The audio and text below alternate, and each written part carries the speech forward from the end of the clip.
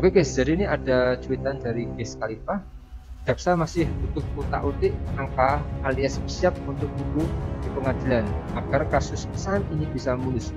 Sudah terlalu terang, Tom Limbong hanya ditarget. Nah ini guys, ini pernyataan dari Wiz Khalifa guys melalui Twitternya. Assalamualaikum guys, jumpa lagi di channel Jurnal Terupdate.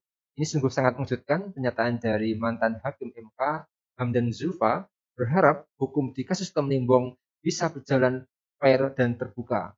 Jadi tak perlu berlama-lama, untuk lebih jelasnya langsung saja kita simak bersama-sama video ini guys. Bismillah. Kami ingin munculkan sebuah artikel di mana Prof. Hamdan Zulfa pernah mengatakan bahwa kasus Tom Lembong itu mengada-ngada.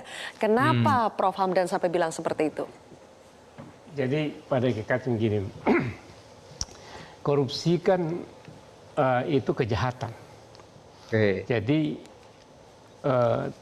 tuntutan atau penyelidikan itu adalah rangka menemukan penjahat dan menghukum penjahatnya. Karena itu pertanyaannya, apakah Tom Lembong melakukan kejahatan? Kayak itu pertanyaan pokok. Nah ternyata setelah saya mendengar di persidangan yang masih dalam proses ini, bahwa yang dipersoalkan adalah kebijakan Tom Lembong selaku menteri. Yang kita tahu siapapun yang jadi menteri, dia punya kebijakan dan ada kewenangan dalam lingkup kebijakannya, dan kebijakannya itu biasanya selalu dalam dua kepentingan. Satu, kepentingan nasional, kepentingan negara, dan kepentingan rakyat.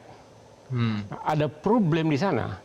Kalau tidak untuk kepentingan negara, tidak untuk kepentingan rakyat, tapi ada kepentingan pribadi atau kelompoknya.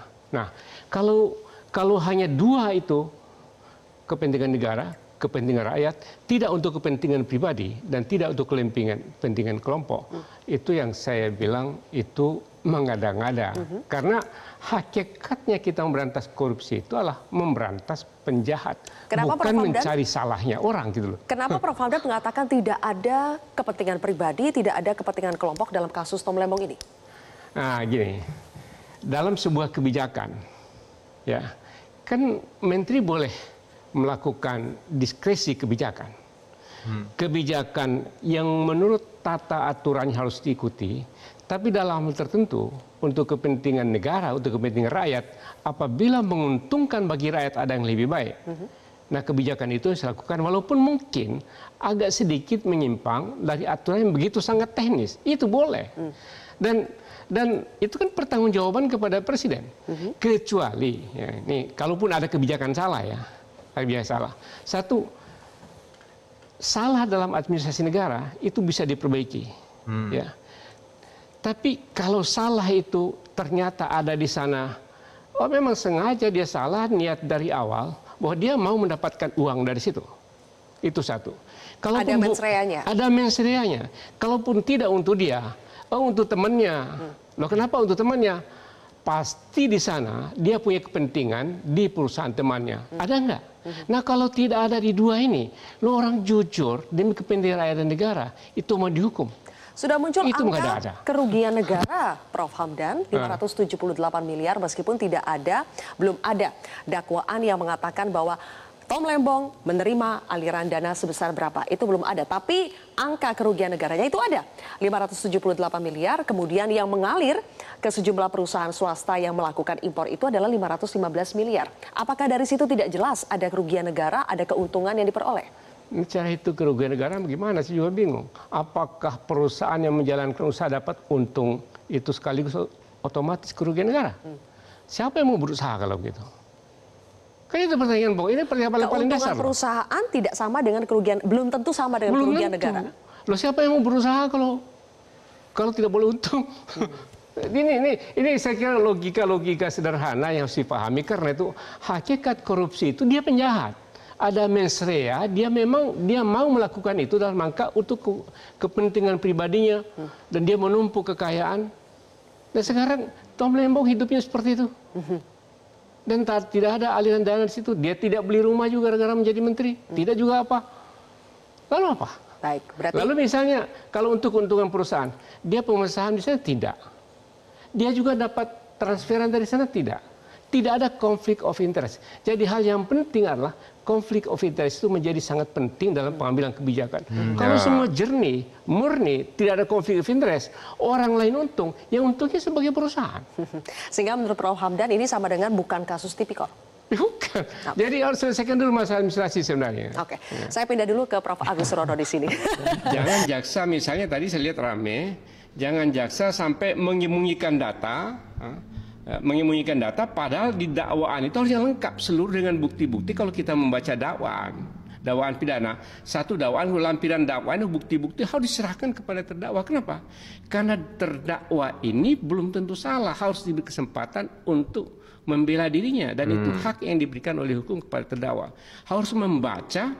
Ini jaksa dasarnya apa sih? Kalau jaksa menyembunyikan data, nah tidak fair namanya.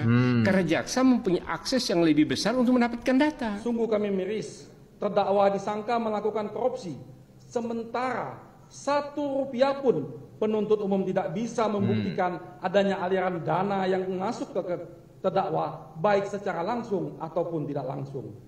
Bahkan semua kinerja keuangan selama beliau menjabat sebagai Menteri Perdagangan pada tahun 2015-2016 telah diaudit oleh Badan Pemeriksa Keuangan dan tidak ditemukan sama sekali adanya penyelewengan pengelolaan keuangan, semuanya clean and clear.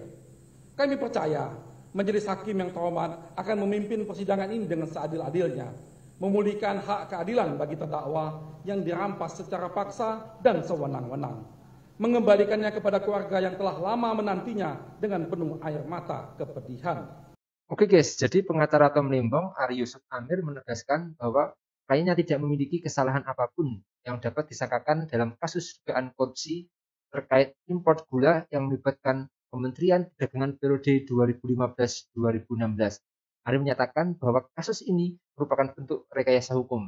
Menurut Ani, beberapa fakta tersebut menunjukkan bahwa Pengadilan Tipikor Jakarta tidak berwenang untuk memeriksa dan mengadili perkara ini karena yang didakwakan merupakan masalah terkait tangan Undang-Undang Nomor 18 Tahun 2012 dan juga Undang-Undang Nomor 19 Tahun 2013 tentang Pelindungan dan Pemberdayaan Petani. Ari juga menjelaskan bahwa perhitungan kerugian negara yang disusun oleh BPKP dalam kasus ini tidak mencerminkan kerugian yang nyata dan pasti.